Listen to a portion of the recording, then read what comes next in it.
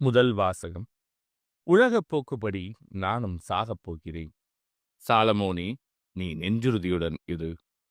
அரசர்கள் முதல் நூலிலிருந்து வாசகம். அதிகாரம் 2, இறைவசனங்கள் 1 முதல் 4 முடிய மற்றும் 10 முதல் 12 முடிய. தாவீதின் இறுதி நாள் நெருங்கின போது அவர் தம் மகன் சாலமோனுக்கு பணித்து கூறியது இதுவே: அனைத்துலகும் போகும் வழியே நானும் போகிறேன்.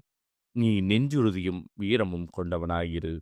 உன் கடவுளாகிய ஆண்டவரின் ஆணைகளைக் கடைப்பிடி. அவர் காட்டும் வழியில் நட.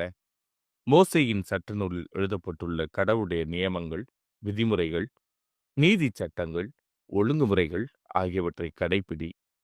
இப்படி செய்தால் நீ செய்யும் காரியங்களிலும் செல்லும் இடங்களிலும் வெற்றி காண்பாய்.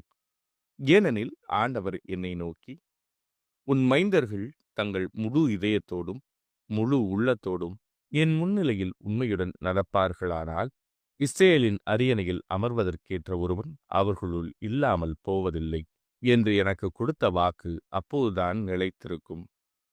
பின்னர் தாவீது தம் மூதாதையருடன் துயில் கொண்டு தாவீதின் நகரில் அடக்கம் செய்யப்பட்டார். தாவீது இஸ்ரேலின் மீது ஆட்சி செலுத்திய காலம் 40 ஆண்டுகள். அவர் எபிரோனில் 7 ஆண்டுகளும் எருசலேமில் 33 ஆண்டுகளும் ஆட்சி செலுத்தினார். சாலமோன் தம் தந்தை தாவீதின் அரியணையில் அமர்ந்தார். அவருடைய ஆட்சி உறுதியாக நிலைநாட்டப்பட்டது. இது ஆண்டவரின் அருள்வாக்கு. இறைவா, உமக்கு நன்றி. பதிலுரை பாடல். ஆண்டவரே, அனைத்தையும்